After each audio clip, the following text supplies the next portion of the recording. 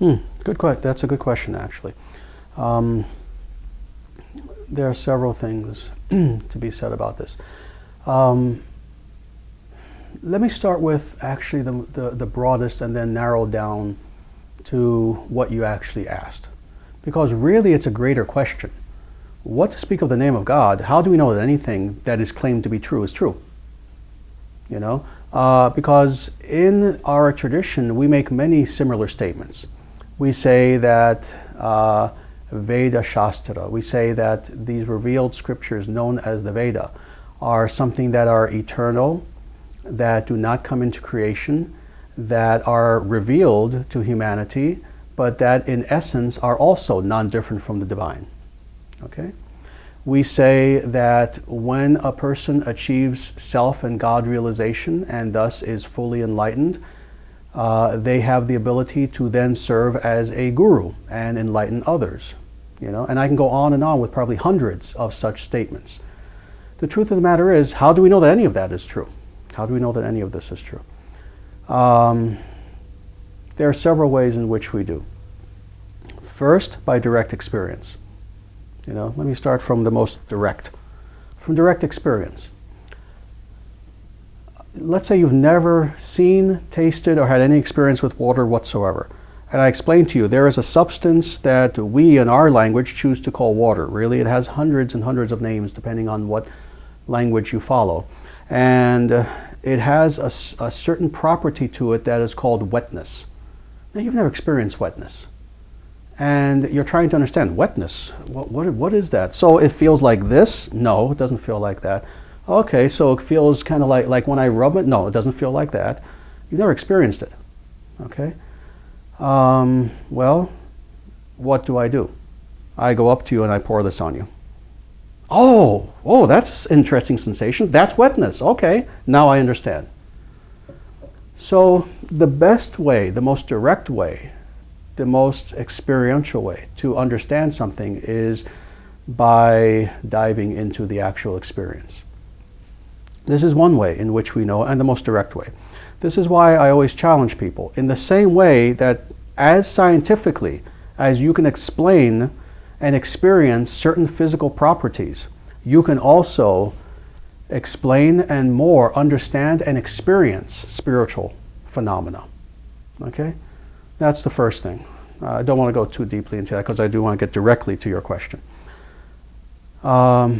Now, how do we know very specifically that these names, and there are many of them, Narayana, Krishna, Govinda, Rama, Narasingha, there are many, many of them. In fact, we have one scripture called Sri Vishnu Sahasranama, which is a book that is nothing but a list of the 1,000 names of Vishnu, the 1,000 names of God. And that's not exhaustive. That's just a small portion, that 1,000 names of God. That's just a small representation of what are actually thousands. In fact, tens of thousands. In fact, actually unlimited names of God. How do we know that these are indeed the names of God? Several ways.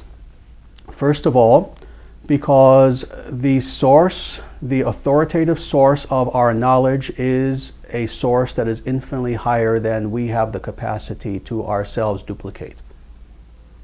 So in other words, here, if you have a 4-year-old child, okay, and that child wants to know how far away is the sun, and here comes a person who has a PhD in physics and is an astronomer, and that person leans down to the child and says, oh, here's the answer, and the person gives the child the answer. That's the answer, period. Why?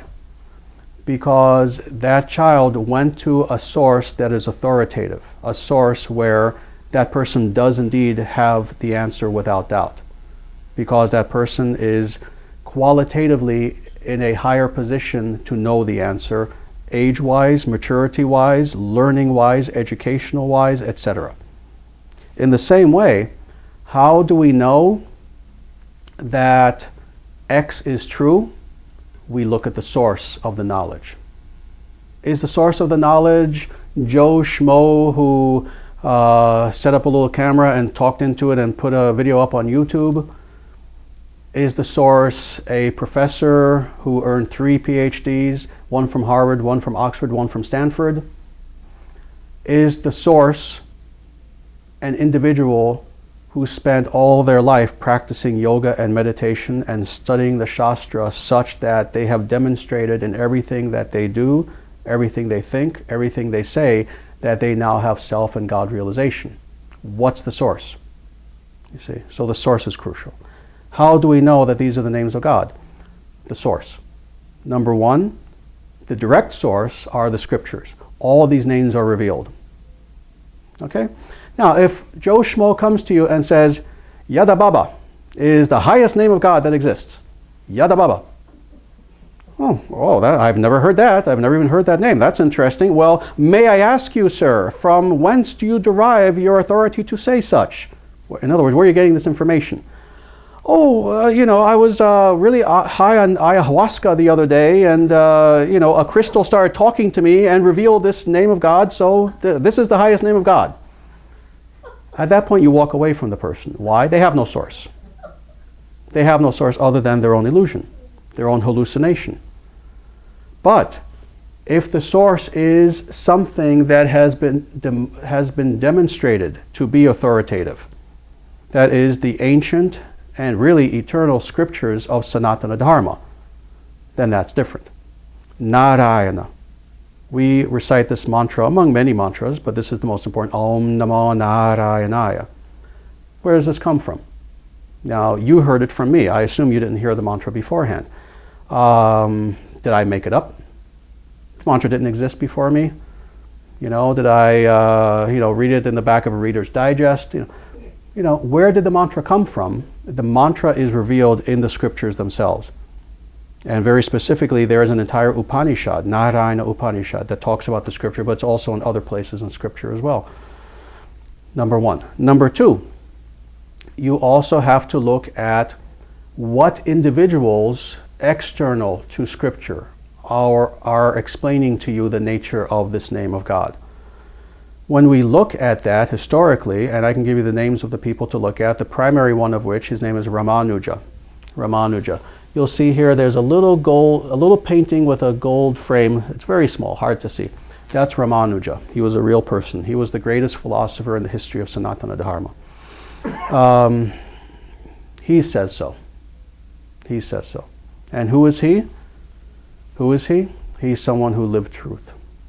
He's someone who lived to be 120 years old because he lived truth. He's someone who took 3 words, Atato Brahma Jignasa, from a book called Brahma Sutras and wrote 90 pages of philosophical commentary on it.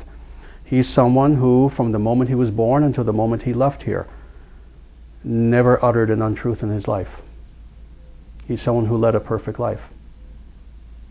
And he's only one. There are other sages also who assure us that these are the names of God. So you see what I'm getting at. You know nothing about astronomy. In walks in the greatest astronomer on our earth today. Trust his opinion. Okay? You have a brain tumor. You need an operation.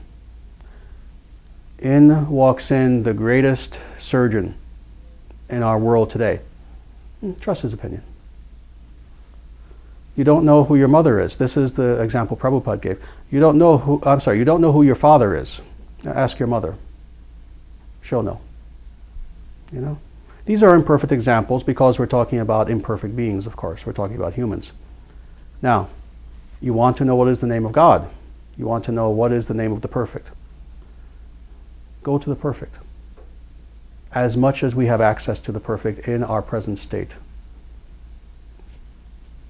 What does that mean? We can't literally ascend into the spiritual realm and say, oh, by the way, God, is this really your name? We can't do that. But we can do this, the second best thing. Look for those sources that are the highest.